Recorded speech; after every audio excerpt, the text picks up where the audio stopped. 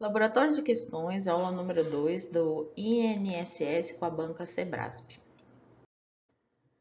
Questão número 1.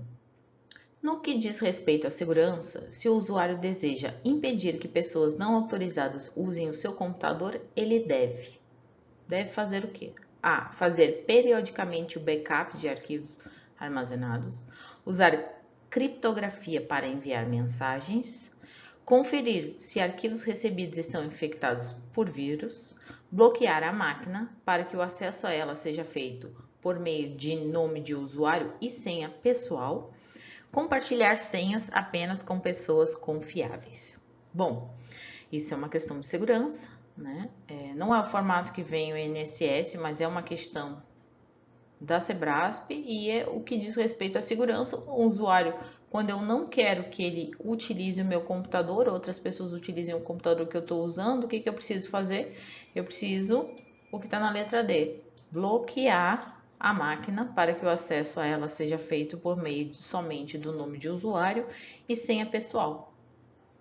Ok? Então, resposta da número 1 na letra D. Questão número 2. Fazer backups regularmente é uma das formas de proteger arquivos em casos de ataque de ransomware, uma vez que isso possibilita restabelecer o acesso aos dados que existiam antes do ataque? A questão está certa ou está errada? A questão está certa. Por que a questão está certa? Toda vez que a gente faz backup, a gente guarda os arquivos. Então, na hora que eu tiver um ataque de ransomware, o que vai acontecer? O meu computador vai ser bloqueado e vai ser solicitado para mim um valor fixo em dinheiro para mim pagar, para mim conseguir desbloquear aquilo ali, né? Então, se você não vai pagar, por exemplo, se você não quer pagar esse ataque que você está sofrendo, o que você tem que fazer? Você vai ter que formatar seu computador. Então, na hora que você formatar o seu computador, você vai instalar tudo do zero, tudo de novo e os seus arquivos que estavam guardados no seu backup fora daquele computador, né, no HD externo, em outro computador, você vai conseguir colocar de novo para o computador, ok? Então, essa questão número 2 é uma questão certa.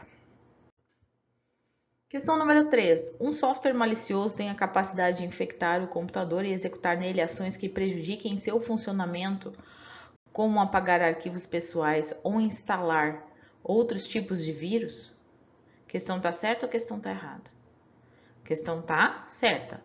Por que a questão está certa, né? Vamos conferir se tem alguma coisa. Um software malicioso, o nome já diz, software é malicioso, ele causa algum mal ao computador, né? Um mal. Tem a capacidade de infectar o computador, sim, executar nele ações que vão prejudicar o quê? O funcionamento do computador. Ele pode apagar arquivos, que geralmente são seus, ou alguma coisa associada a ele, ok? Questão número 3, certa. Questão número 4. O administrador da rede de computadores de determinada organização informou aos usuários, por meio de nota, que haviam sido configurados serviços na rede que permitiam bloquear tráfego de entrada, de modo a impedir, por exemplo, que os computadores fossem acessados por invasores. Bom, os serviços mencionados nessa situação hipotética são característicos da implantação do quê? De um antivírus, de um filtro anti-spam, de um anti-malware ou de um firewall? Se eu sou administrador da rede, estou falando que na nossa organização, é o que está escrito aqui, né? Fizeram serviços, configurações de serviços de rede, na rede, que permitiam o quê? Bloquear o tráfego de entrada. É isso aqui que está fazendo, Docker. Bloqueio de tráfego de entrada. Quem faz bloqueio de tráfego de entrada? E principalmente firewall, né? Então a resposta é a letra D. O que o firewall vai fazer? Ele vai fazer como se fosse uma porta de contenção, um muro, né? Ele vai fazer uma verificação bloqueando, né, o atacante de entrar no computador. Antivírus, o vírus vai entrar no computador e ele vai analisar e vai encontrar o vírus, né? Caso ele esteja atualizado, tudo funcionando, ele vai encontrar o vírus e retirar o vírus do computador. Anti-spam, a mesma coisa, anti-malware também. Então, a resposta é a letra D. Número 5. Existem procedimentos realizados em nome de uma pessoa jurídica nos quais podem ser utilizados os certificados digitais de um sócio, que é uma pessoa física. mesmo que este não seja o responsável pela empresa perante a Secretaria da Receita Federal. Bom, isso é uma questão certa ou uma questão errada? Bom, é uma questão que está certa. A questão número 5 é uma questão que está certa. O que acontece? Um certificado digital ele pode pertencer a uma pessoa jurídica, uma pessoa física, e uma pessoa jurídica, né, ou uma pessoa física, seja como for, por exemplo, né, como está solicitando ali uma pessoa física, ele, mesmo não sendo responsável pela empresa, ele pode ter uma representação de outorga por uma procuração e ele pode estar utilizando esse certificado digital, ok? Então, uma questão correta. Questão número 6.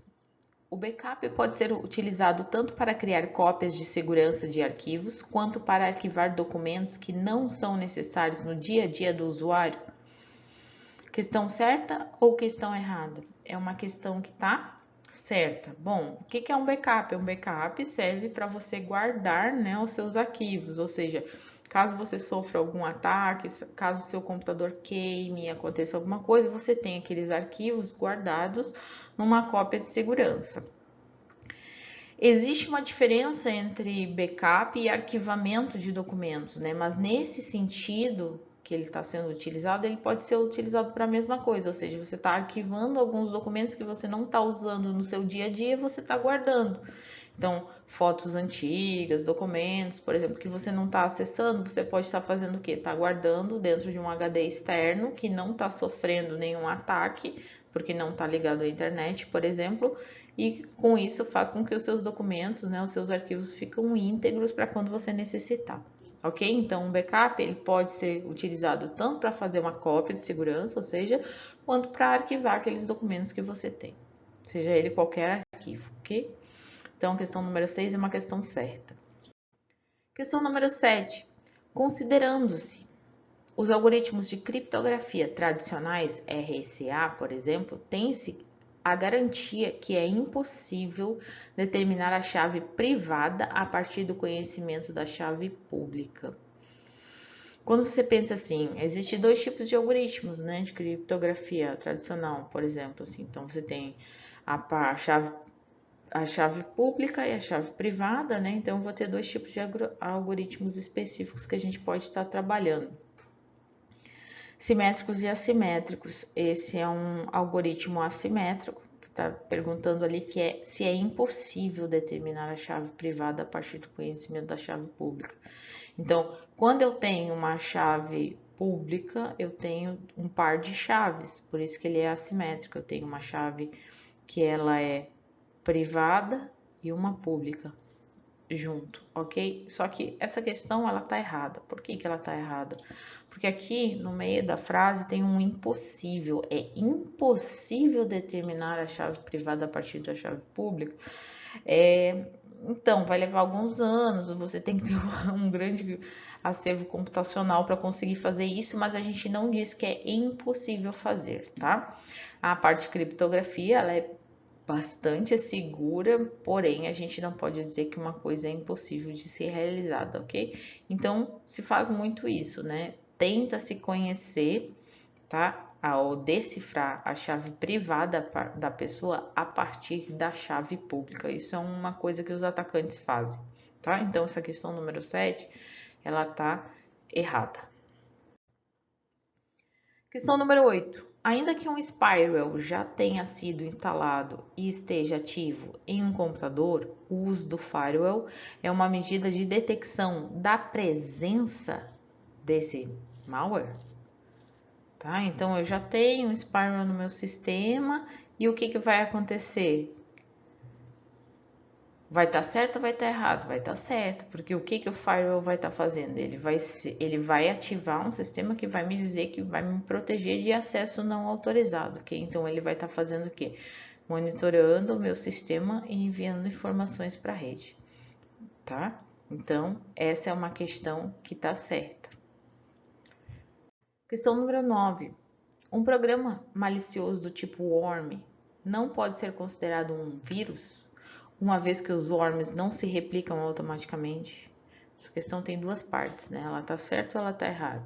Primeiro, um programa malicioso do tipo worm não pode ser considerado um vírus? O worm não pode ser considerado um vírus? E aí? Ele pode ou não pode? Pode. Uma vez que os worms não se replicam automaticamente, o worm não se replica automaticamente, essa aqui é a parte errada.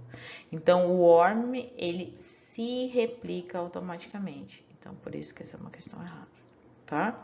O worm, ele, digamos assim, ele vai se replicando na rede, tá? Ele vai fazendo cópias de si mesmo, de equipamento em equipamento na rede. Então, ele é automático. Diferente do vírus, que precisa o quê? Precisa que alguém vá lá e execute ele, né? O usuário tem que clicar lá e executar o vírus. Você pode ter um vírus no seu computador e ele não está atacando você, mas se você for lá e executar ele, aí ele vai começar a infectar o computador, ok? Questão número 9, uma questão errada. Questão número 10. Ao acessar um anexo de e-mail, um usuário teve seus arquivos criptografados e tornados inacessíveis para ele, por meio de um ataque a seu computador. Para torná-los acessíveis, foi exigido o pagamento de resgate em bitcoins. Esse tipo de ataque utiliza um código malicioso conhecido como Trojão, Cavalo de Troia, Ransomware, Força Bruta, Vírus e meio spoofing. Bom, ali está dizendo que você recebeu um anexo de e-mail e que os seus arquivos ficaram criptografados, ou seja, você está sem acesso aos seus arquivos. E quando você tenta acessar eles, aparece um pedido de pagamento de resgate, que geralmente é em bitcoins, né? Ou seja, moedas virtuais aqui, ó. Então, tá dizendo, toda vez que aparecer resgate, bitcoins, né? Travamento dos seus arquivos, quem faz isso? A gente já falou sobre isso. Que código malicioso é esse? Tá aqui na letra B, é um ransomware. O que o ransomware vai fazer? Ele vai travar os seus documentos, travar o seu computador, pedir um resgate, geralmente então em moedas virtuais, ok? Trojão, cavalo de Troia, geralmente é um malware que vai te atacar disfarçado, né? Por isso que ele usa esse nome cavalo de Troia. Então ele vem disfarçado de um presente, alguma coisa, e aí ele começa a fazer as atividades de invasão no computador, um ataque de força bruta realizado na rede, um vírus, a gente acabou de comentar, então ele pode ser enviado via e-mail, você pode baixar em qualquer lugar, um arquivo, por exemplo, executável, né? E aí você vai lá e vai executar esse arquivo, ele precisa da ação do usuário, por isso que é mais fácil conter ele. Um e-mail spoofing vai ser, um e-mail, né, que ele vem mascarado, por exemplo, um endereço falso, alguma coisa assim, você acredita que você está falando com a pessoa verdadeira, mas não é. Então ele está fazendo o spoofing é um mascaramento, né, é uma falsificação. Ok, aqui está o gabarito e finalizamos a aula 2.